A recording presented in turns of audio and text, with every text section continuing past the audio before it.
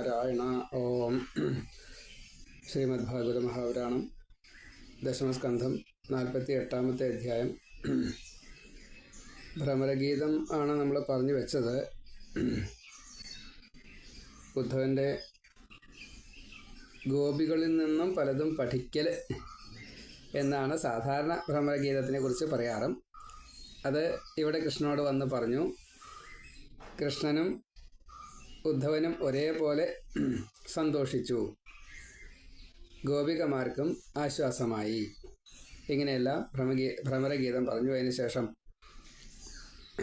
കുബ്ജയുടെ വീട്ടിൽ ത്രിവക്ര അല്ലെങ്കിൽ സൈരന്ധ്രി, കൂനി ഇങ്ങനെയൊക്കെ പേരുള്ളതായിട്ടുള്ള ഈ ശൂർപ്പണഖയുടെ പുനർജന്മാണ് ഈ കുബ്ജ അല്ലെങ്കിൽ കൂനി. അപ്പോൾ കുറിക്കൂട്ട് കൊടുത്തപ്പോൾ സുന്ദരിയാക്കി ഭഗവാൻ. അപ്പോൾ നമുക്ക് പൂവല്ലേ എന്ന് ചോദിച്ചു. പിന്നെ വരാം എന്ന് പറഞ്ഞു. അപ്പോൾ ആ ഒരു സന്ദർഭം ഇപ്പോൾ ഭഗവാൻ, അതൊരു കാമമാണ്, ആ കാമത്തെ സാധിപ്പിച്ചു കൊടുക്കുകയാണ് ഭഗവാൻ.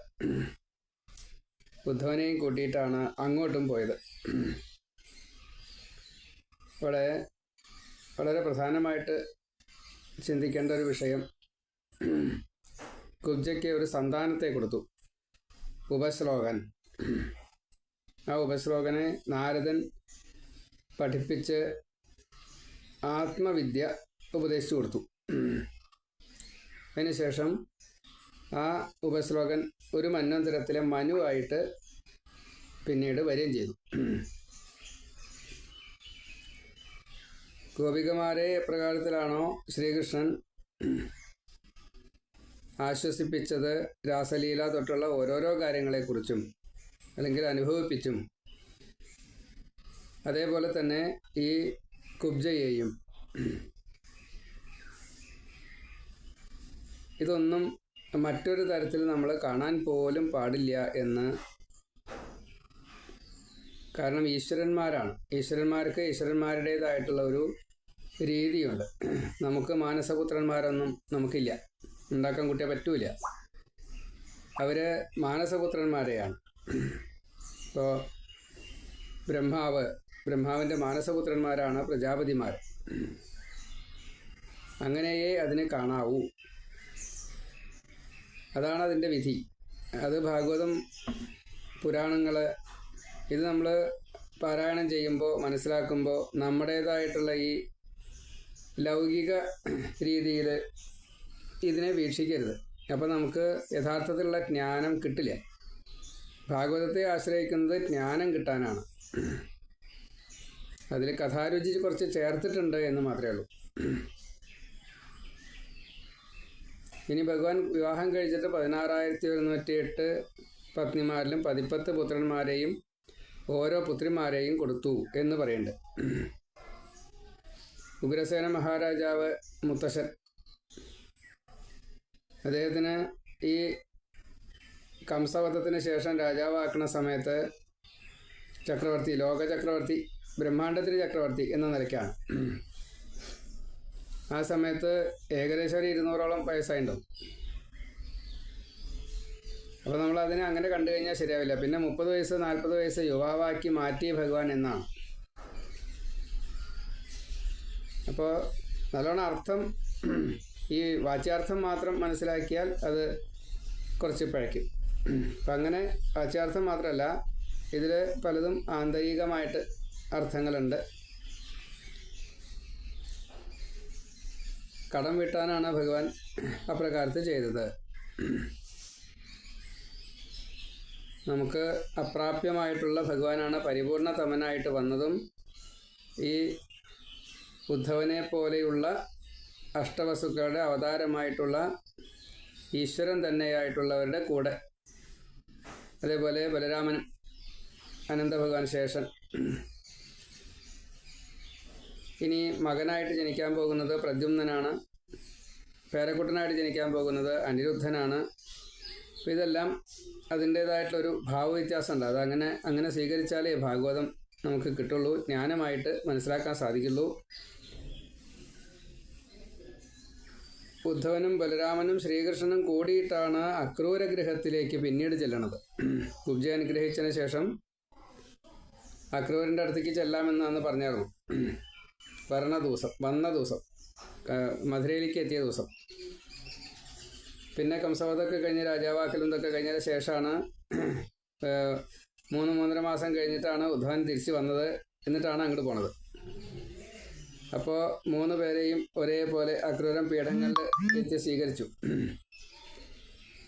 അവിടെ ഉദ്ധവനും ഈ അക്രൂരനും തമ്മിൽ ഏകദേശം ഒരു സാമ്യമുണ്ട്. അപ്പോൾ ഉദ്ധവനെ ശരിക്കും അത്രയ്ക്ക് പൂജിക്കണോ? പ്രായം കൊണ്ടും ചെറുപ്പമാണ്, മറ്റു പല കാരണങ്ങളെ കൊണ്ടും ഉദ്ധവനും മന്ത്രിയാണ്, അക്രൂരനും മന്ത്രിയാണ്. പക്ഷെ അവിടെ വ്യത്യാസം, പ്രത്യേകിച്ച് പീഠങ്ങളിൽ 3 പേരെ ഇരുത്തിയെന്നാണ് പറഞ്ഞത്. അപ്പോൾ അത് അതിൻ്റെ സാരം എന്താ?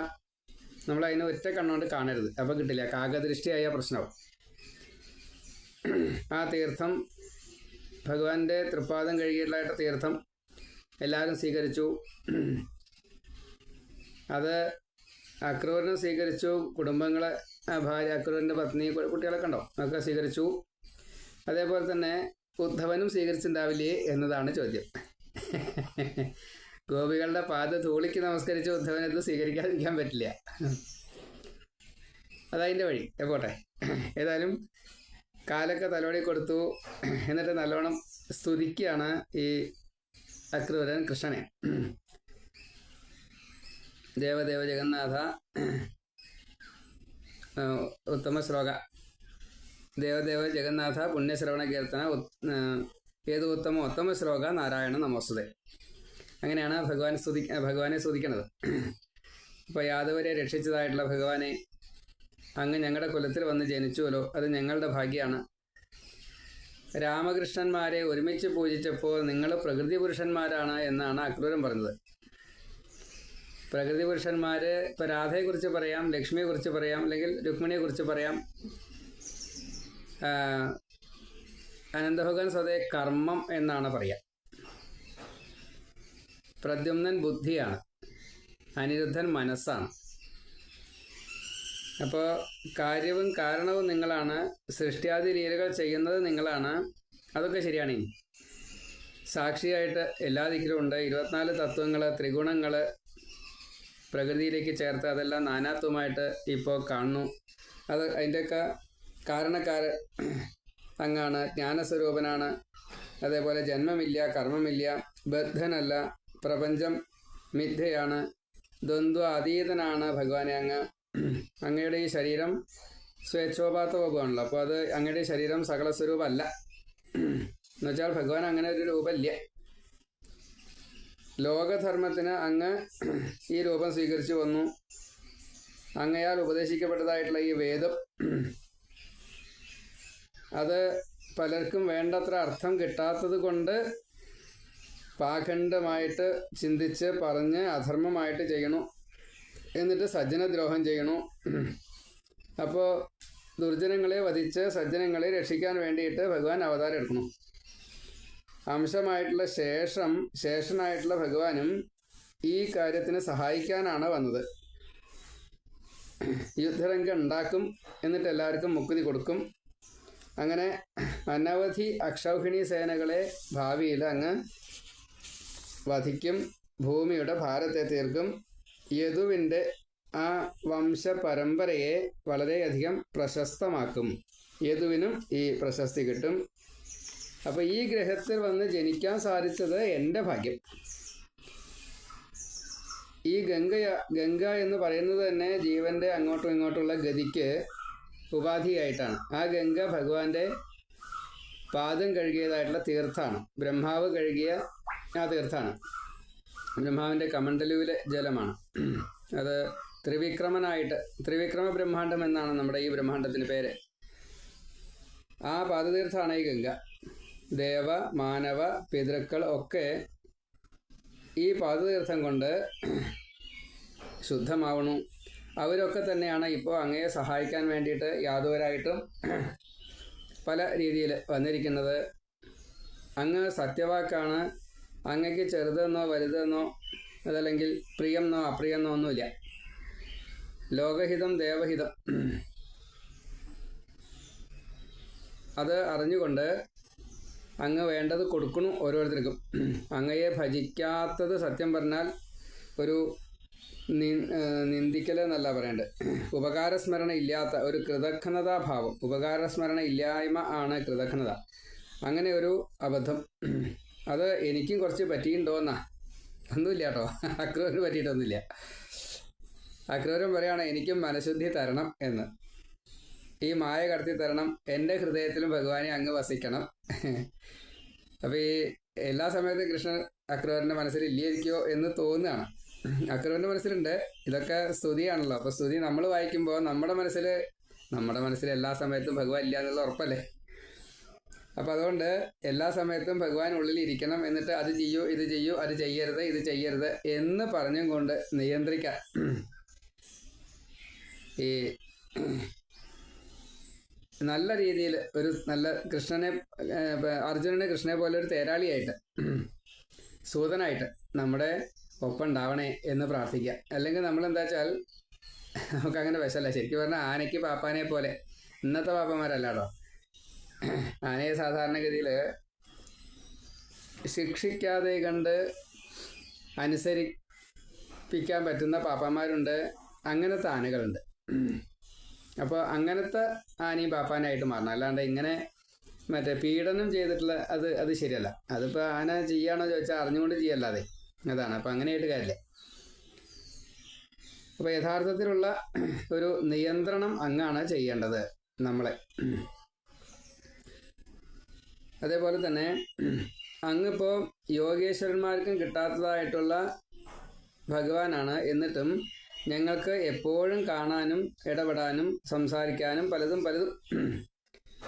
ഇങ്ങനെയൊക്കെ നമുക്ക് പറ്റണുണ്ട്.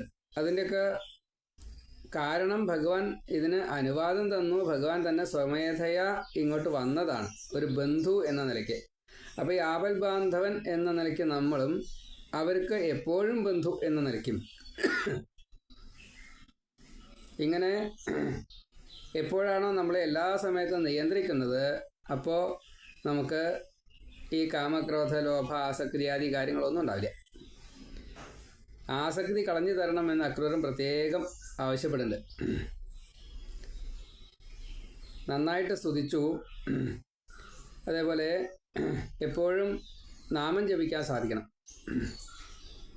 എപ്പോഴും നാമം ജപിക്കാൻ സാധിക്കുക എന്നുള്ളത് മഹാഭാഗ്യമാണ്. അത്ര എളുപ്പമല്ല അത്. എല്ലാ പണികളും ചെയ്യുമ്പോൾ 3 തരത്തിൽപ്പെട്ടതായിട്ടുള്ള നാമജപത്തെ ഇവിടെ ഒന്ന് വ്യാഖ്യാതാവ് സൂചിപ്പിക്കുന്നുണ്ട്. ഉച്ചരതി, ഉപാംശു, മനനം എന്നാണ് 3 തരത്തിലുള്ള. ഒന്ന് 4 തരത്തിൽ പറയാറുണ്ട്. ഒന്ന് മനനം ചെയ്യുക, നമ്മൾ മനസ്സിൽ ആരും അറിയാതെ കണ്ട് നാമം ജപിച്ചുകൊണ്ടേയിരിക്കുക. പിന്നെ നമുക്ക് മാത്രം കേൾക്കാവുന്ന രീതിയിൽ നാമം ജപിക്കുക. പിന്നെ എല്ലാവർക്കും കേൾക്കാവുന്ന രീതിയിൽ നാമം ജപിക്കുക. പിന്നെ ആപത് ഘട്ടങ്ങളിൽ അത്യുച്ചത്തിൽ ഉറക്കെ, അത് ലോകം മുഴുവൻ കേൾക്കണം ആ രീതിയിലുള്ള, നമുക്ക് ഇനി ഒച്ചയില്ല, അത്രയും ഒച്ചയിൽ ജപിക്കണം. അതാണ് ഉച്ചരതി. അപ്പോൾ 4 തരത്തിലാണ് ശരിക്കുള്ള സ്തുതി. പക്ഷെ പറയുക ഉച്ചരതി, ഉപാംശു, മനനം എന്നാണ്. അപ്പം ഇങ്ങനെയൊക്കെ നന്നായിട്ട് സ്തുതിച്ചു. ദേവദേവ ജഗന്നാഥ പുണ്യശ്രവണ കീർത്തന യഥോത്തമ ശ്ലോക നാരായണ നമോസ്തുതേ. സ്തുതിച്ചു കഴിഞ്ഞപ്പോൾ ഭഗവാൻ നല്ലോണം ചിറിച്ചുമായ കാട്ടുണ്ടായി. എന്നിട്ട് പറഞ്ഞു, അക്രൂരഭ, അങ്ങയുടെ ഏട്ടൻ്റെ കുട്ടികളാണ് ഞങ്ങൾ. അപ്പോൾ ഞങ്ങളുടെ ചെറിയച്ഛനാണ് അങ്ങ്, ബന്ധുവാണ്, ഞങ്ങളെ രക്ഷിക്കണം. കൃഷ്ണൻ രാമൻ അങ്ങോട്ട് പറയാ ഞങ്ങളെ രക്ഷിക്കണമെന്ന്. ദേവന്മാർ സ്വതേ സ്വാർത്ഥികളാണ്. സ്വകാര്യ കുശലാഹ ദേവാഹ. അങ്ങോട്ട് ഭജിച്ചാൽ മാത്രമേ ചോദിച്ചത് എല്ലാം തരണമെന്നില്ല, ചിലതൊക്കെ തരുള്ളൂ. സജ്ജനം അങ്ങനെയല്ല. അവരുടെ അടുത്ത് എത്തിക്കഴിഞ്ഞാൽ പാപികളായാൽ പോലും ക്രമേണ ശുദ്ധരാവും. അപ്പോൾ ആ ദർശനം കൊണ്ട് തന്നെ ആ കാറ്റ് തട്ടിയാൽ പുണ്യം കിട്ടും. അപ്പോൾ അങ്ങ് ഞങ്ങളുടെ സജ്ജനാണ്, ഇപ്പം ഞങ്ങൾ ശുദ്ധന്മാരായിരിക്കണു. തീർത്ഥക്ഷേത്രത്തിലുള്ള ദർശനം അങ്ങനെയൊക്കെ ഉണ്ടല്ലോ. ദാനവ്രതാദികൾ, പൂജ, ശ്രാദ്ധം, ഇങ്ങനെയുള്ള പഞ്ചയജ്ഞങ്ങൾ, ഇതൊക്കെ അനവധി കാലം ചെയ്താലേ നമുക്ക് കുറച്ചൊരു പുണ്യം കിട്ടുള്ളൂ. ഇത് ഭഗവാനായിട്ട് കണ്ടു കഴിഞ്ഞാൽ അപ്പം കിട്ടും. അതേപോലെ തന്നെ ഈ സജ്ജനങ്ങളെ കണ്ടു കഴിഞ്ഞാൽ അപ്പം കിട്ടും. എല്ലാ ഭഗവാന്മാരും തരില്ല കേട്ടോ. ചില ഭഗവാന്മാർ തരുന്ന കൂട്ടിയാൽ മതി. സജ്ജനങ്ങനെയാണല്ല, എല്ലാ സജ്ജനങ്ങളും തരും. തന്നിട്ടില്ലെങ്കിൽ സജ്ജനല്ല. നമ്മുടെ കുറ്റം കണ്ടുപിടിക്കുന്ന സജ്ജനങ്ങളുണ്ട്, അവർ സജ്ജനങ്ങളല്ല. അത് തെറ്റിദ്ധരിക്കുക വേണ്ട. നമ്മുടെ നെഗറ്റീവ്സിനെ തിരുത്തുന്നതായിട്ടുള്ള, നമ്മുടെ നെഗറ്റീവ്സിനെ അത് അവോയ്ഡ് ചെയ്യുന്ന, അത് സാരില്ല എന്നുള്ള നിലയ്ക്ക് നമ്മുടെ ഈ പോസിറ്റീവിനെ കണ്ടെത്തുക, അതിനെ കൂടുതൽ പ്രോത്സാഹിപ്പിക്കുക, അത് മാത്രം ചെയ്യിക്കുക, മറ്റതിനെ മറക്കുക എന്നുള്ളൊരവസ്ഥയിലേക്ക് എത്തിക്കുക. അതാണ് സജ്ജനം. താൻ ശരിയല്ലടോ എന്ന് പറയുന്ന ഒരാൾ ശരിയല്ല. അങ്ങനെ കൂട്ടിയാൽ മതി. താൻ ഇന്ന കാര്യങ്ങളൊക്കെ ചെയ്തുല്ലോ, അതൊക്കെ നന്നായിട്ടോ, അത് കൂടുതൽ ചെയ്യൂ. അങ്ങനെ പറഞ്ഞാൽ എന്താ, രണ്ടും ഒന്നു തന്നെ അർത്ഥമേ. അപ്പോൾ ബാക്കിയുള്ള കാര്യങ്ങളൊന്നും ചെയ്യാതിരിക്കുകയും വേണം. ഈ നല്ല കാര്യങ്ങൾ കൂടുതൽ ചെയ്യുമ്പോൾ ബാക്കിയുള്ള സമയം കിട്ടൂല. അതാണ് സജ്ജനം. അപ്പം അങ്ങനെ സത്സംഗ മഹിമ കുറച്ചധികം വിസ്തരിച്ച് പറഞ്ഞു അക്രൂരനോട്. എന്നിട്ട് പറഞ്ഞു, ആവശ്യം പറഞ്ഞു. അങ്ങനെയാണ് സാധാരണഗതിയിൽ പുകഴ്ത്തി ഒരാളെ നമ്മൾ വളരെയധികം പുകഴ്ത്തി എന്തെങ്കിലുമൊക്കെ കൊടുത്തിട്ട് അവരിൽ നിന്നും ഈ എന്തെങ്കിലും സഹായം വേണമെങ്കിൽ അത് ആ സമയത്ത് പറഞ്ഞു കഴിഞ്ഞാൽ അപ്പം നടക്കും. അപ്പോൾ ഇവിടെ ഭഗവാനൊരു ആവശ്യമുണ്ട്. ഈ കുന്തി അച്ചമ്മങ്ങളാണ്, അക്രൂരൻ്റെയും പെങ്ങളാടോ. കുന്തിയുടെ മക്കളായിട്ടുള്ള പാണ്ഡവരും അവിടെ വിഷമിക്കുന്നുണ്ട് എന്ന് മനസ്സിലായിട്ടുണ്ട്. അക്രൂരന് ഈ കാര്യങ്ങൾ മനസ്സിലാക്കാനുള്ളൊരു കഴിവ് നല്ല കൂടുതലുണ്ട്. അപ്പോൾ അങ്ങ് അവിടേക്കൊന്ന് പോകണം. എന്നിട്ട് അച്ചമ്മങ്ങളുടെ കുട്ടികളും ഏതൊക്കെ തരത്തിലാണ് വിഷമിക്കുന്നത്, എങ്ങനെയൊക്കെയാണ് ഇവർ ദ്രോഹിക്കുന്നത്, അതിൻ്റെ തീവ്രത എത്രണ്ടുണ്ട്, അതൊന്ന് അറിഞ്ഞു വരൂ, ഹസ്തിനപുരത്തേക്ക് ഒന്ന് പോയിക്കോളൂ എന്ന് പറഞ്ഞു. അത് വളരെ സന്തോഷത്തോട് കൂടിയിട്ട് സ്വീകരിച്ചു. എന്താ വിഷയിച്ചാൽ ദുര്യോധനാദികൾ ക്രൂരന്മാരാണ്. ശകുനി തൊട്ടവരെ കൂട്ടുകാർ പലരും ഉണ്ടേ. ധൃതരാഷ്ട്രരെ കാണിച്ചാൽ അകക്കണ്ണുമില്ല, ശരിക്കുള്ള കണ്ണുമില്ല. ഗാന്ധാരി കണ്ണ് കിട്ടുകയും ചെയ്തു, ഉള്ള കണ്ണ്. അപ്പോൾ രണ്ടും ഒക്കെ കണക്കാ, നേരെയാവില്ല, സഹായിക്കാൻ നേരെയാവില്ല. അപ്പം അതുകൊണ്ട് ഈ എത്രത്തോളം പാണ്ഡവർക്ക് വിരോധം ഇവരാൾ ചെയ്യുന്നുണ്ട്, വിഷമം ഇവരാൾ ചെയ്യുന്നുണ്ട്, അതൊന്ന് അറിഞ്ഞു വരൂ, പരിഹരിക്കാൻ എന്തെങ്കിലും ചെയ്യണമെന്ന് അറിയാൻ വേണ്ടിയിട്ടാണ് എന്നെല്ലാം പറഞ്ഞയച്ചു. അപ്പോൾ ശരിയെന്ന് പറഞ്ഞാൽ അക്രൂരൻ പോയി. അവിടെ ചെന്ന് ധൃതരാഷ്ട്രരെ കണ്ടു, ദ്രോണരെ കണ്ടു, ഭീഷ്മരെ കണ്ടു, കൃപര്, വിതുരര്, കുന്തി, ദുര്യോധനാദികളെ എല്ലാവരെയും കണ്ടു. എന്നിട്ട് കുശലാന്വേഷണം എന്ന നിലയ്ക്ക് ചോദിച്ചപ്പോൾ തന്നെ എല്ലാവരിൽ നിന്നും കിട്ടേണ്ടതൊക്കെ കിട്ടി. പിന്നെ പാണ്ഡവരെ കണ്ടിട്ട് അവരിങ്ങനെ പറയണ്ട, ഏത് അങ്ങനെ ദ്രോഹിച്ചു, ഞങ്ങളെ ഇങ്ങനെ ദ്രോഹിച്ചു എന്ന് പറയേണ്ടി വന്നില്ല. ഒക്കെ കാര്യങ്ങളൊക്കെ മനസ്സിലായി. എന്നാലും 2 മാസം 3 മാസമായിട്ട് താമസിച്ചിട്ടുണ്ട്. അവിടെ താമസിച്ചു, കാര്യങ്ങളൊക്കെ മനസ്സിലായി. പാണ്ഡവർ അനുഭവിക്കുന്നതായിട്ടുള്ള വിഷമങ്ങൾ ധൃതരാഷ്ട്രരുടെ സ്വാർത്ഥതയും പുത്രസ്നേഹവും വളരെയധികം അന്ധതയും ഈ ദ്രോഹത്തിനൊക്കെ കാരണമായി. ദുര്യോധനാദികൾക്ക് വേറെ ഒന്നും ഇല്ല, എങ്ങനെയൊക്കെ ഉപദ്രവിക്കാം. അത് നാട്ടുകാർക്കും കൂടിയും അസഹ്യമായ രീതിയിലായി. പാണ്ഡവരെ ഇങ്ങനെ ദ്രോഹിക്കുന്നതും നാട്ടുകാർക്ക് ഇഷ്ടമായില്ല. അമിതമായിട്ടുള്ള നികുതി മറ്റു കാര്യങ്ങളൊക്കെ ഉണ്ട്. അവരതൊക്കെ സഹിച്ചു. പക്ഷെ അതിനേക്കാൾ കൂടുതൽ ഈ പാണ്ഡവരെ കൊല്ലാൻ വേണ്ടിയിട്ട് ദുര്യോധനാദികൾ നോക്കിയതായി ആ നാട്ടുകാരുടെ വിഷമം. എന്നാലോചിച്ച് നോക്കൂ, പാണ്ഡവരെ കൊല്ലാൻ ദുര്യോധനാദികൾ ശ്രമിച്ചിട്ടില്ലായിരുന്നെങ്കിൽ ദുര്യോധനനെ എല്ലാവരും അനിഷ്ടത്തോടു കൂടി മാത്രമേ കാണുള്ളൂ, ഇഷ്ടത്തോടെ കാണുകയേ ഇല്ല. ദുര്യോധനൻ്റെ ഭരണം വളരെ നന്നായിരുന്നു എന്ന് ചില ദിക്കിൽ കാണാം.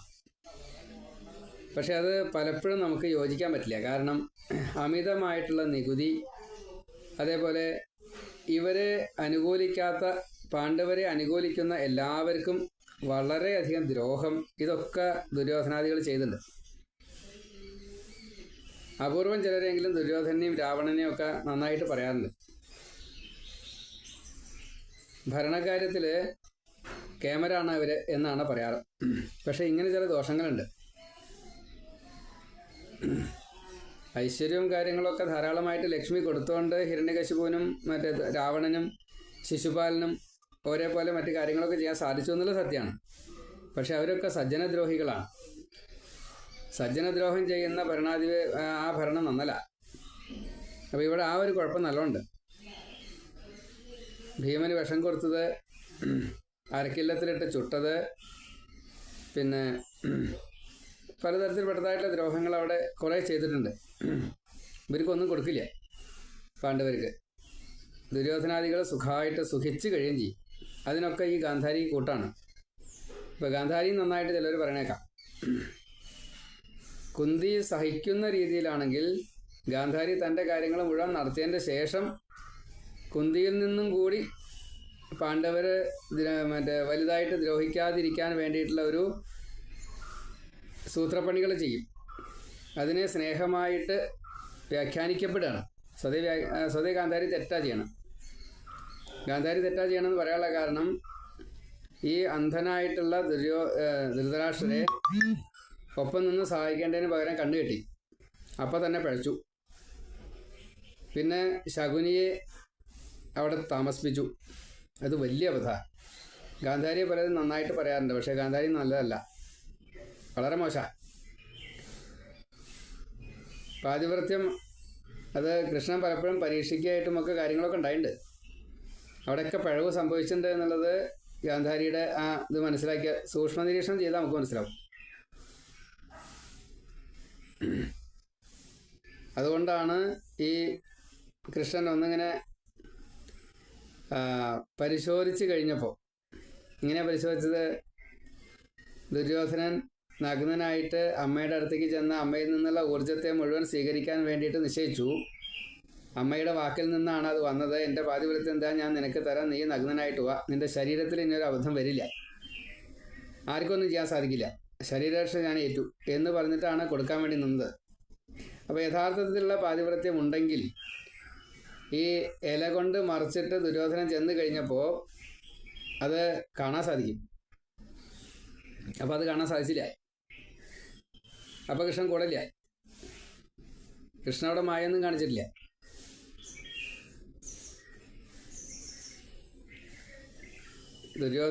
ദുര്യോധനൻ്റെ ജീവന് മാത്രമാണ് ഈ ഗാന്ധാരി പരിപൂർണമായിട്ട് സുരക്ഷ കൊടുക്കാമെന്ന് ഉദ്ദേശിച്ചത്. അപ്പോൾ അതും കൂടി പാതിവ്രത്യത്തിൻ്റെ പാതിവ്രത്യം എന്ന് പറഞ്ഞു കഴിഞ്ഞാൽ അന്ധമായിട്ട് ഭർത്താവിനെ ഇങ്ങനെ ശുശ്രൂഷിക്കലല്ല. ഭർത്താവിൻ്റെ ദൂഷ്യങ്ങളെ ഇല്ലാണ്ടേക്ക് ഭർത്താവിനെ രക്ഷിക്കുന്നതാണ് പാതിവ്രത്യം. പാതിവ്രത്യത്തിൻ്റെ രണ്ടാം ഘട്ടമാണത്. അപ്പോൾ അത് ചെയ്തിട്ടില്ല ഗാന്ധാരി. അതുകൊണ്ട് തന്നെ ഗാന്ധാരി പതിവ്രതയല്ല, സ്വഭാവദൂഷ്യമുണ്ട്. ഇന്ദ്രപ്രസ്ഥത്തിലേക്ക് രാജസൂയം കഴിഞ്ഞ സമയത്ത് പോകാൻ സമ്മതിച്ചില്ല കുന്തിയെ. അപ്പോൾ അതിലൊരു പ്രധാന പങ്ക് ഈ ഗാന്ധാരിക്കുമുണ്ട്. അപ്പോൾ അവിടെയൊക്കെ പഴച്ചു. അതേപോലെ തന്നെ യാദവ നാശത്തിന് ശാപം കൊടുത്തതും ഗാന്ധാരിയാണ്, അഭിമന്യുവിൻ്റെ പേരും പറഞ്ഞിട്ട്. അതല്ല സത്യം. ദുര്യോധനൻ്റെയോ മറ്റ് പേരക്കുട്ടികളൊക്കെ ഉണ്ട്.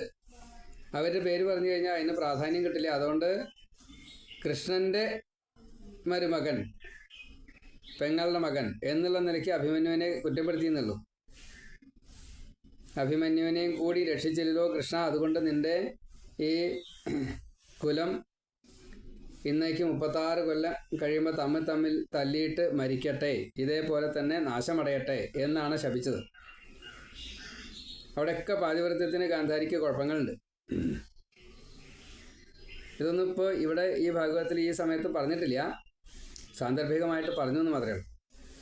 അപ്പോൾ എല്ലാ അർത്ഥത്തിലും പാണ്ഡവർ നല്ലവരും കുന്തി വളരെയധികം ദുഃഖം അനുഭവിക്കുന്ന ഒരവസ്ഥയും, ഈ ധൃതരാഷ്ട്രരും ദുര്യോധനാദികളും ഗാന്ധാരിയും എല്ലാവരും ഒരേപോലെ തന്നെ ഇവരെ സംഘമായിട്ടാണ് ആക്രമിക്കുന്നത് എന്നും ഈ അക്രൂരൻ നന്നായിട്ട് തന്നെ പഠിച്ചു. അത് കൃഷ്ണനോട് പറയുകയും ചെയ്തു.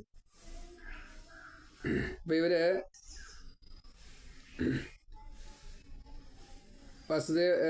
അക്രൂരനോട് പലരും ചോദിക്കുകയാണ്, കുന്തി ചോദിക്കുകയാണ്, ഈ എൻ്റെ ബന്ധുക്കൾക്കൊക്കെ സുഖമല്ലേ, രാമകൃഷ്ണന്മാർക്ക് സുഖമല്ലേ, ഞാനിപ്പോൾ ഇവിടെ ചെന്നായ്ക്കൾക്കിടയിൽ പെട്ടതായിട്ടുള്ള മാൻപേടയെ പോലെയാണ് ലോകരക്ഷകനായിട്ടുള്ള ഭക്തവത്സലനായിട്ടുള്ള രാമകൃഷ്ണന്മാർ എന്നെ ഓർക്കാറുണ്ടോ? കൃഷ്ണൻ ഞങ്ങളെ രക്ഷിക്കണം എന്നുള്ളത് അങ്ങ് ഇവിടുത്തെ കാര്യങ്ങളൊക്കെ മനസ്സിലാക്കിയിട്ട് അവിടെ ചെന്ന് പറയണം കേട്ടോ അക്രൂര ഏട്ട. ധർമാത്മാവായിട്ടുള്ള സ്വതേ എങ്ങനെയാണല്ലോ പാണ്ഡവൻ്റെ മൂത്ര യുധിഷ്ഠിരൻ സ്വതേ ധർമ്മദേവനാണ്. അപ്പോൾ ആ ധർമ്മദേവൻ്റെ ഭഗവാനാണ് കൃഷ്ണൻ.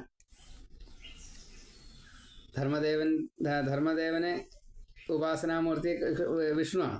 ആ വിഷ്ണുവാണല്ലോ കൃഷ്ണൻ, ആ നാരായണനാണല്ലോ കൃഷ്ണൻ. അപ്പം അതുകൊണ്ട് ഞങ്ങളെ രക്ഷിക്കേണ്ടത് ഉത്തരവാദിത്വം പരമാത്മാവായിട്ടുള്ള കൃഷ്ണനാണ്. യോഗിയായിട്ടുള്ള ജ്ഞാനിയായിട്ടുള്ള ത്രികാലജ്ഞാനിയായിട്ടുള്ള കാരണസ്വരൂപനായിട്ടുള്ള ഭഗവാന് ഇതെല്ലാം അറിയുകയും ചെയ്യാം. അങ്ങ് അതെല്ലാം ഒന്ന് സൂചിപ്പിക്കുകയും വേണം. കൃഷ്ണപാദം മാത്രം ശരണം, അതാണ് ഞങ്ങളുടെ ഒരവസ്ഥ. ഇങ്ങനെ കുന്തി പലതും പറഞ്ഞിട്ട് കരഞ്ഞു. അക്രൂരനും വിതുരനും കുന്തിയെ ഒരേപോലെ തന്നെ സമാധാനിപ്പിച്ചു. ദേവാംശമായിട്ടുള്ള പാണ്ഡവർക്ക് ഒരു തരത്തിലും നാശം സംഭവിക്കില്ല, കൃഷ്ണൻ അതിന് സമ്മതിക്കില്ല. അക്രൂരൻ ഇവിടെ വന്ന് ഈ സന്ദേശങ്ങളൊക്കെ അവിടെ ചെന്ന് പറയും എന്ന് വിതുരനും കൂടി അവിടെ കുന്തിയെ ബോധ്യപ്പെടുത്തുകയാണ്. അതിനുശേഷം അക്രൂരൻ ധൃതരാഷ്ട്രയെ പ്രത്യേകമായിട്ടൊന്ന് കണ്ടു. കൃഷ്ണ സന്ദേശം സഭയിൽ പറഞ്ഞു. എന്താ അത്? അങ്ങ് പാണ്ഡു മരിച്ചപ്പോൾ മഹാരാജാവായതാണ്.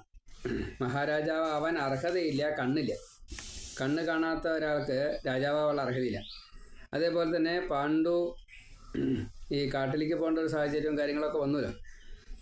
അപ്പോൾ അതൊക്കെ താൽക്കാലികമായിട്ടുള്ള ഒരു സൂക്ഷിപ്പുകാരൻ എന്ന നിലയ്ക്കാണ്, പകരക്കാരനായിട്ടാണ് സ്വതേ ധൃതരാഷ്ട്ര വരിക. അതുകൊണ്ട് അർഹതയില്ല. അതുകൊണ്ട് രാജ്യം അങ്ങയുടേതല്ല, പാണ്ഡുവിൻ്റേതാണ്. പാണ്ഡുവിൻ്റെ മകനായിട്ടുള്ള ധൃതരാഷ്ട്രക്ക് യുധിഷ്ഠിരനാണ് ഈ രാജ്യാവകാശം. അങ്ങയുടെ മകനല്ല, ദുര്യോധനനല്ല. ഇനി പ്രായം കൊണ്ട് നോക്കാച്ചാലും പാണ്ഡവർക്കാണ്, യുധിഷ്ഠിരനാണ് അവകാശം. അപ്പോൾ അങ്ങ് ചെയ്യുന്നത് വളരെ തെറ്റാണ്. രാജ്യസ്നേഹം എന്നുള്ളത് സ്വഭാവ ഗുണം കൊണ്ട് പ്രജകളുടെ സ്നേഹം നേടലാണ്, രക്ഷകനായിട്ട് ഭവിക്കലാണ്, എല്ലാവരോടും സമത്വം പാലിക്കലാണ്. പ്രത്യേകിച്ച് ബന്ധുത, അത് നന്നായിട്ട് സൂക്ഷിക്കണം. സൽകീർത്തി നേടണം, വിപരീതം ചെയ്യരുത്, ദുഃഖം അനുഭവിക്കേണ്ടി വരും. പാണ്ഡവരെ സ്നേഹിച്ചാൽ അങ്ങയ്ക്ക് നല്ലത് വരും, പാണ്ഡവരെ ദ്രോഹിച്ചാൽ നാശമാണ് കേട്ടോ ഫലം.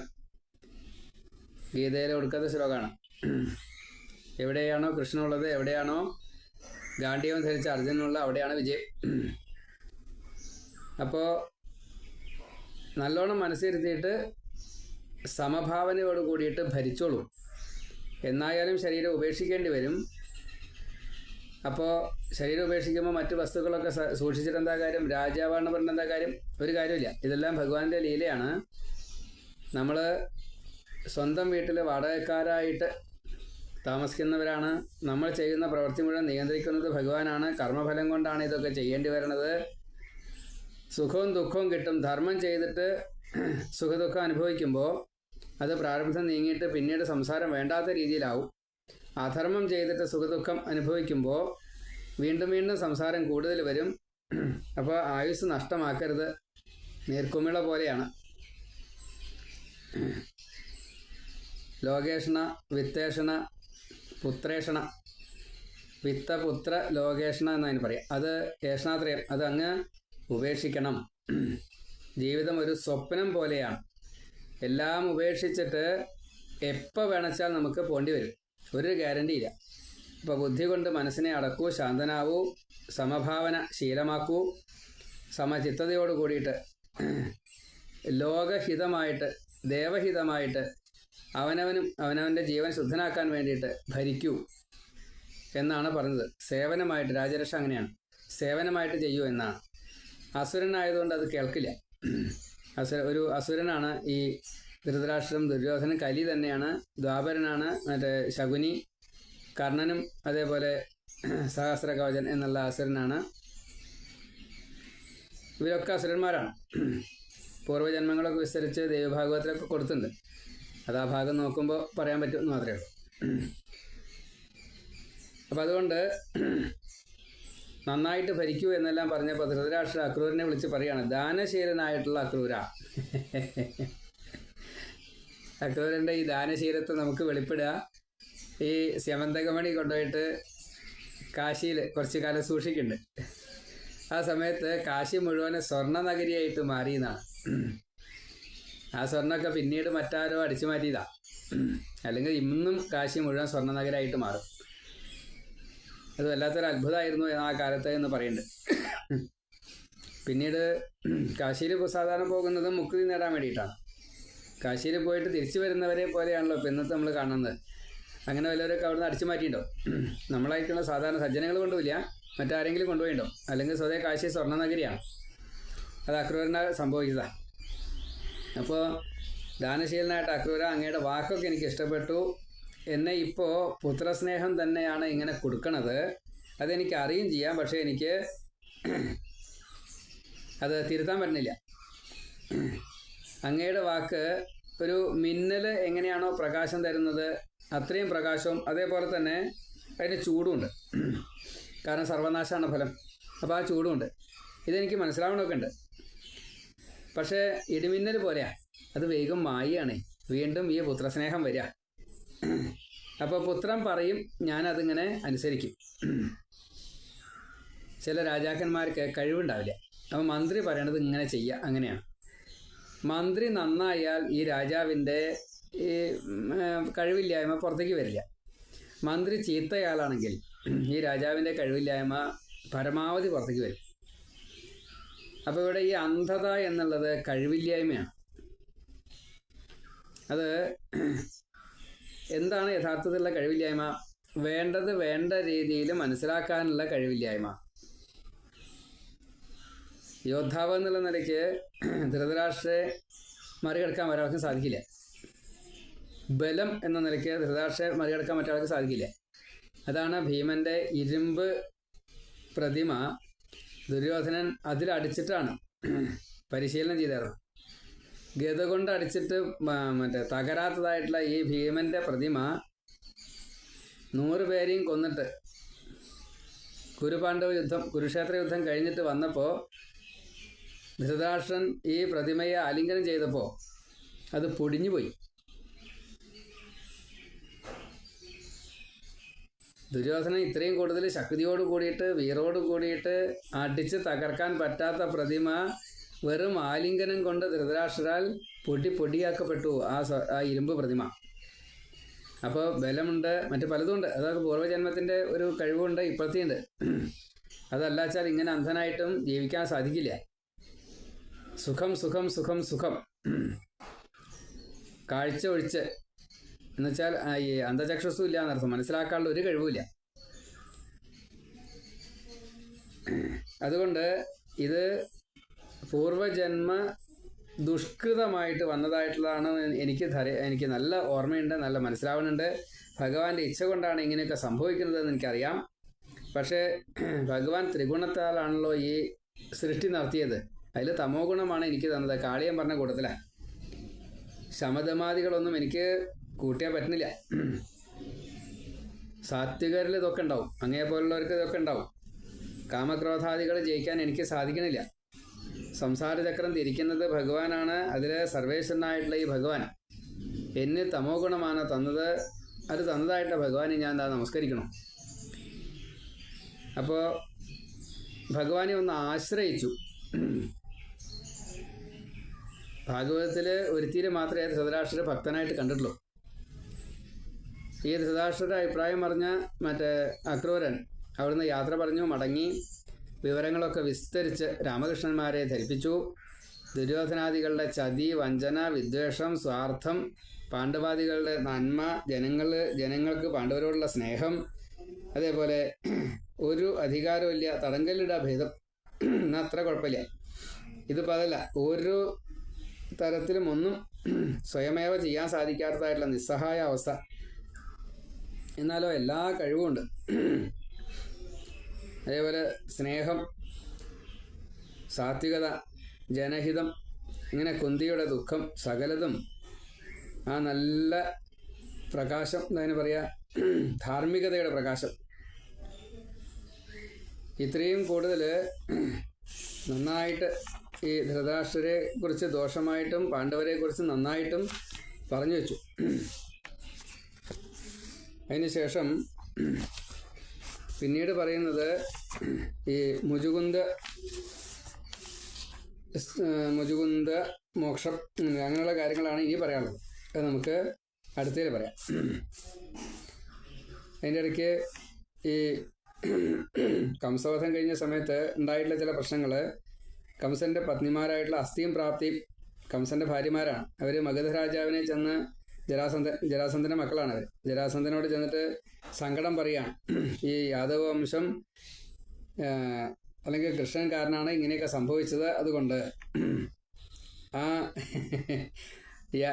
യാദവര് ദേവാംശങ്ങളുണ്ട്, അസുരാംശങ്ങളുണ്ട്. അപ്പോൾ യാദവംശത്തിൽ ദേവാംശങ്ങളെ മുഴുവൻ നശിപ്പിക്കും എന്നുള്ളത് ജരാസന്ധനെ കൊണ്ട് സത്യം ചെയ്യിച്ചു ഈ അസ്ഥിപ്രാപ്തി എന്ന കംസൻ്റെ മക്കള്. അങ്ങനെ സദാസമയത്തും ഈ യാദവ നാശത്തിന് വേണ്ടിയിട്ട് സൈന്യങ്ങളെ സജ്ജീകരിക്കുക, രാജാക്കന്മാരെ അവിടെ ചെന്ന് തോൽപ്പിച്ച് അവരുടെ സൈന്യങ്ങളെ കൊണ്ടുവരിക. ഇങ്ങനെ 100 അക്ഷൗഹിണി സേന എല്ലാ സമയത്തും ബാക്കിയായിട്ടുണ്ടാവും. അങ്ങനെ 125 അക്ഷൗഹിണി സേനയായാൽ യാദവരോട് യുദ്ധം ചെയ്യുകയും, അങ്ങനെയാ 23 അക്ഷൗഹിണി സേന ആയാൽ ഇങ്ങോട്ട് യുദ്ധം ചെയ്യാൻ വരും. അങ്ങനെ കൃഷ്ണനെ നശിപ്പിക്കാൻ വേണ്ടിയിട്ട്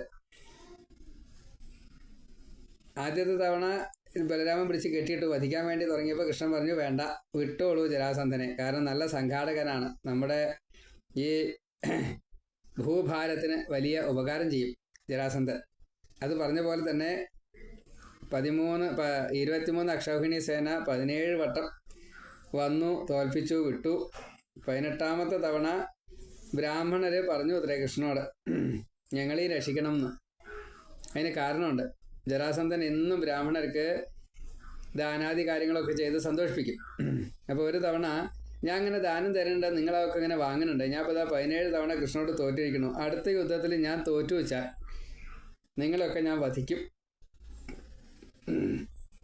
എന്തായാലും ബ്രഹ്മഹത്യാഭാവം വരും, അപ്പം നിങ്ങളെ വധിച്ചിട്ടാണ് വെച്ചാൽ എനിക്ക് ബ്രഹ്മഹത്യ ഉണ്ടെന്ന് ധൈര്യമായിട്ട് പറയാലോ. അങ്ങനെയാണ്, അത്ര ക്രൂരനാണ് ജരാസന്ധനെ. അപ്പം ആ ജരാസന്ധൻ ഇങ്ങനെ പറഞ്ഞു കഴിഞ്ഞപ്പോൾ ബ്രാഹ്മണർക്ക് മനസ്സിലായി, കൃഷ്ണനെ വിളിച്ചു. അതൊരു വല്ലാത്ത വിളിയാണ്, കൃഷ്ണ എന്നൊരു വിളിയാണ്. അങ്ങ് തോൽക്കണം കേട്ടോ. ഓ ശരി. അങ്ങനെയാണ് 18ാമത്തെ തവണ കൃഷ്ണൻ തോറ്റത്. തോറ്റു എന്ന് മാത്രമല്ല, അവിടെ മറ്റേ പർവ്വതമുണ്ട്, അവിടെ നിത്യം മഴയുണ്ട്. അപ്പോൾ എന്നും പച്ച പിടിച്ചുള്ള കാടാ. ആ കാടിനൊരു പ്രത്യേകത ഉണ്ട്. അത് പച്ച മരം കത്തും, പച്ച ഇല കത്തും, അങ്ങനെയാ പ്രവർഷണഗിരി. അപ്പം അത് അതിൻ്റെ ഉള്ളിലേക്ക് കടന്നു ഈ 18ാമത് തോറ്റ സമയത്ത്. അതിന് മറ്റൊരു കാരണം കൂടിയുണ്ട്. യവനൻ അപ്പുറത്തുനിന്ന് 3 കോടി സൈന്യങ്ങളായിട്ടാണ് വരണം. അപ്പോൾ 2 ദിക്കുന്നും ശത്രു സൈന്യം ഒന്നിച്ച് വന്നാൽ മധുരം മുഴുവൻ ഇല്ലാണ്ടേ പോകും. അപ്പോൾ അതുകൊണ്ട് അത് രക്ഷിക്കാഞ്ഞാൽ പിന്നെ പാലകൻ എന്ന് പറയാൻ പറ്റില്ലല്ലോ.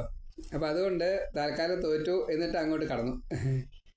ആ സമയത്ത് ഈ പർവ്വതം മുഴുവനെ ചുട്ടു, 4 പുറവും തീയിട്ടിട്ട്. അപ്പോൾ ജരാസന്ധന സമാധാനമായി. കുട്ടികളാണ് കടക്കിന് കണ്ടു. കുട്ടികളാണേ, ശരിയാ, കുട്ടികളെന്നെയാ. അങ്ങോട്ട് കടക്കുന്നുണ്ടോ, അപ്പോൾ പിന്നെ പുറത്തേക്ക് കിടക്കാൻ ഇനി പറ്റില്ല, ഉറപ്പാ. 4 പുറം സൈന്യമുണ്ട്, അത്രയും സൈന്യമുണ്ട്. അപ്പോൾ ഇത് മുഴുവൻ കത്തുകയും ചെയ്തു.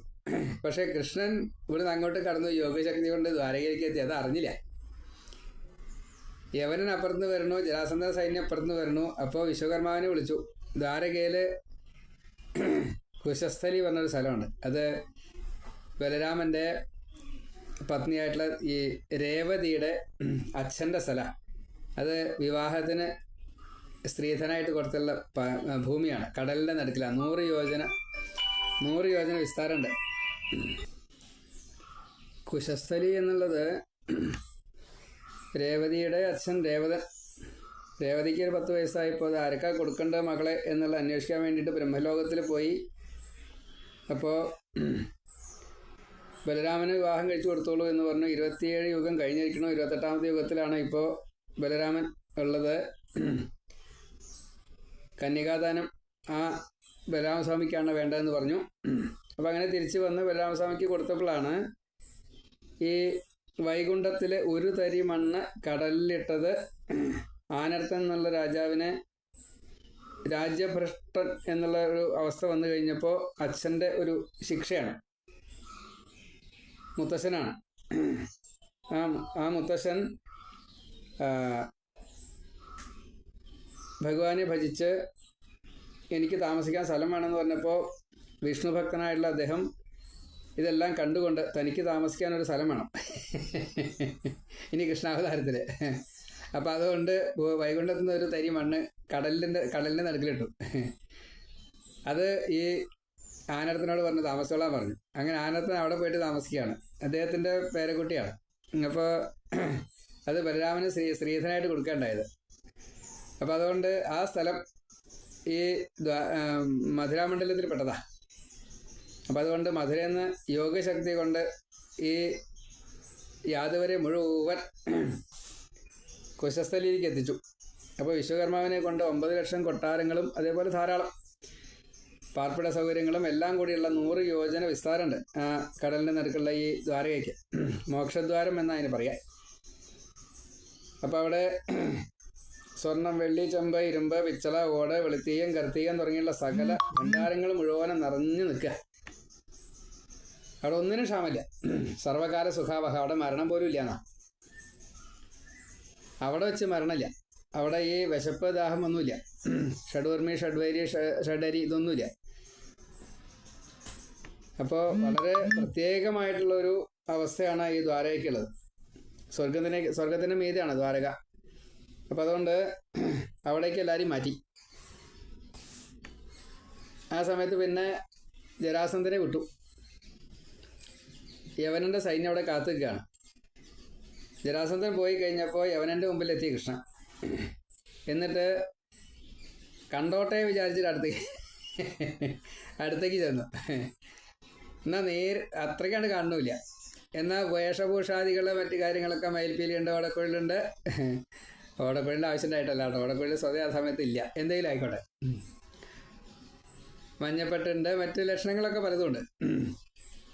അപ്പം അതൊക്കെ കൃഷ്ണൻ ആണ് എന്നുള്ളത് നാരദൻ്റെ വാക്ക്. നാരദൻ പറഞ്ഞിട്ടുണ്ട് കൃഷ്ണൻ്റെ വേഷഭൂഷാദികൾ.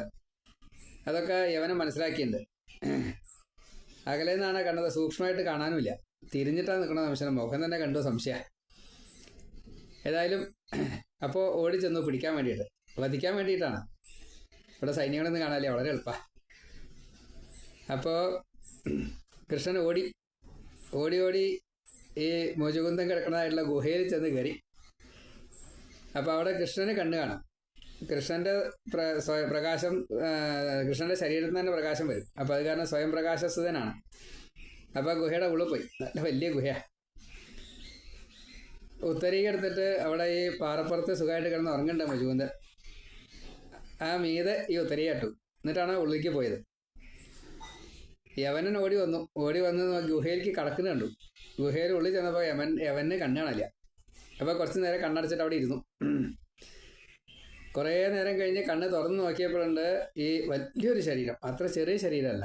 ഇതെന്താ ഇത്രയും വലിയ ശരീരം ഇങ്ങനെ കിടക്കണം? മഞ്ഞപ്പെട്ട് ആ ഉത്തരീയ അങ്ങനെ കിട്ടണ്ടേ? അപ്പോൾ ഇത് പുറച്ചും കൂടി കിടക്കുകയല്ലേ. ഇതിപ്പോൾ എത്രത്തോളം ഈ ശരീരത്തിന് വലിപ്പമുണ്ട്, വേറെ വല്ലതും വെച്ചിട്ടുണ്ടോ അങ്ങനെയൊക്കെ ഒന്നും നിശ്ചലല്ലോ. ഏതായാലും കൊടുത്തൊരു ചവിട്ടിയതോട് കൂടിയിട്ട് ഉറക്കത്തിന് ഭംഗം വന്നു. ഉറക്കം വളരെ ചെയ്യുന്നു. ഏകദേശം സമയമായി. അപ്പോൾ ആ സമയത്താണ് മുജുകുന്ദൻ ഈ ചവിട്ട് കിട്ടിയത്. ഉണർന്നു. അപ്പോൾ കണ്ണൊക്കെ ഒന്ന് തിരുമ്പി മെഴിച്ച് നോക്കിയപ്പോൾ യവനൻ സ്വന്തം പാപം കൊണ്ട് അങ്ങോട്ട് കത്തി ഈ നോട്ടത്തോട് കൂടിയിട്ട്. അപ്പോൾ ഈ മുജുകുന്ദനും ഇതാരാണാവോ, എന്താ ഇത് ഇങ്ങനെ വരാനുള്ള കാരണം? ഞാനൊന്നും തെറ്റൊന്നും ചെയ്തിട്ടില്ല. എൻ്റെ മുമ്പിൽ ഇങ്ങനെ ഒരാൾ വന്നിട്ട് ഇങ്ങനെ ഭസ്മാവാനുള്ള കാരണം എന്താ എന്നൊക്കെ ചിന്തിച്ചുകൊണ്ടിരിക്കുമ്പോഴേക്കും കുറച്ച് കഴിഞ്ഞപ്പോൾ ഭഗവാൻ അവിടെ എത്തി. ഭഗവാൻ വന്ന് അപ്പോൾ ഭഗവാനെ നല്ലോണം കണ്ടു. നോക്കുമ്പോൾ ഈശ്വരത്വം മുഴുവനെ ഗർഗ മഹർഷി പറഞ്ഞിട്ടുണ്ട് ഭഗവാന്റെ ലക്ഷണങ്ങളൊക്കെ. അതൊക്കെ കാണാനുണ്ട്.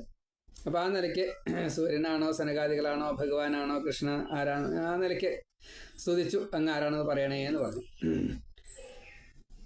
ഇപ്പം ഞാൻ ആരാന്നൊക്കെ പറയൽ കുറച്ച് ഞെരുക്കാണ്. ഇപ്പോൾ എൻ്റെ പേര് വാസുദേവൻ എന്നാണ്, യാദവനാണ് എന്നൊക്കെ പറഞ്ഞു. അപ്പോൾ കാര്യങ്ങളൊക്കെ മനസ്സിലായി. നല്ല ജ്ഞാനിയാണ്. ഇക്ഷ്വാകു വംശജനായിട്ടുള്ള ആ മുജുകുന്ദന് ആളെ മനസ്സിലായി. ഗർഗ മഹർഷി നല്ലോണം പറഞ്ഞു കൊടുത്തിട്ടുണ്ട്. അപ്പോൾ ആ ഭഗവാനെ ഈശ്വരനായി കണ്ടുകൊണ്ട് അതിഗംഭീരമായിട്ട് സ്തുതിച്ച് വരം വാങ്ങി. എന്താ വരം? ഇനി എനിക്ക് ജന്മം വേണ്ട, മുക്തി തരണം, ഇതാണ് വരം. ദേവാസുര യുദ്ധമൊക്കെ കഴിഞ്ഞിട്ട് ദേവന്മാരുടെ വരം കൊടുക്കുന്ന സമയത്ത് ഉറക്കം വല്ലാതെ കണ്ട് ബുദ്ധിമുട്ടിച്ചായിരുന്നു. ഉറക്കമില്ലാതെ കണ്ടാണ് യുദ്ധം ചെയ്തിരുന്നത്. അപ്പോൾ ഉറങ്ങാൻ വേണ്ടിയിട്ട് വരം വാങ്ങിയതാണ്. അപ്പോൾ ഭഗവാൻ പറഞ്ഞു, ഉറങ്ങൽ തപസ്സായിട്ട് കണക്കാക്കാൻ പറ്റില്ല, അങ്ങ് കുറച്ചും കൂടി തപശ്ചര്യയായിട്ട് ചെയ്യണം, ഭാഗവതത്തിൽ വ്യാഖ്യാനം എഴുതിക്കോളൂ എന്നെല്ലാം പറഞ്ഞ് അനുഗ്രഹിക്കുകയും ചെയ്തു. അപ്പോൾ മുക്തി കൊടുത്തു. പക്ഷേ മുക്തിക്ക് മുന്നേ ആയിട്ട് കുറച്ച് പ്രാരബ്ധം തീർക്കാനുണ്ട്. അത് ഈശ്വരഭജന ആയിക്കോട്ടെ വിചാരിച്ചിട്ട് ഭാഗവതത്തിന് വ്യാഖ്യാനം എഴുതാൻ വേണ്ടി പറഞ്ഞു. അങ്ങനെയാണ് ശ്രീധരാചാര്യരായിട്ട് ഒരു ബ്രാഹ്മണനായിട്ട് വീണ്ടും മുജുകുന്ദൻ ജനിച്ചു എന്നാണ്. അത്രയും കാലം ബദരിയിൽ ഈ ഭഗവാനെ കണ്ട് ബദരിയിൽ കുറേ കാലം അനുഗ്രഹമൊക്കെ വാങ്ങിയതിൻ്റെ ശേഷം ശിഷ്ടജീവിതം പ്രാരബ്ധം തീർത്തു. അതിന് ശേഷമാണ് ഈ ശ്രീധരാചാര്യരായിട്ട് ജനിച്ചത്. അതാണ് ഇപ്പോൾ ഇന്ന് നമ്മൾ മഹാജ്ഞാനികൾ ഫോളോ ചെയ്യുന്ന ഭാഗവത വ്യാഖ്യാന ഗ്രന്ഥം. ഒരു സംശയം ഉണ്ടാവില്ല അത് ശരിക്കും പഠിച്ചു കഴിഞ്ഞാൽ. അങ്ങനെ മുജുകുന്ദൻ്റെ ഈ സ്തുതി അതിഗംഭീരമായിട്ടുള്ള സ്തുതിയാട്ടോ. ആ സ്തുതിയൊക്കെ കേട്ടിട്ടാണ് ഭഗവാൻ മുജുകുന്ദനെ അനുഗ്രഹിച്ചത്. അതിന് ശേഷമാണ് പിന്നെ ശ്രീകൃഷ്ണൻ്റെ കല്യാണത്തെക്കുറിച്ച് പറയണത്. അതൊരു 3 അധ്യായങ്ങളായിട്ടാണ്. അത് നമുക്ക് അടുത്തതിൽ കേൾക്കാം. സർവത്ര ഗോവിന്ദ നാമ സങ്കീർത്തനം ഗോവിന്ദ ഗോവിന്ദ നാരായണ നാരായണ നാരായണ നാരായണ.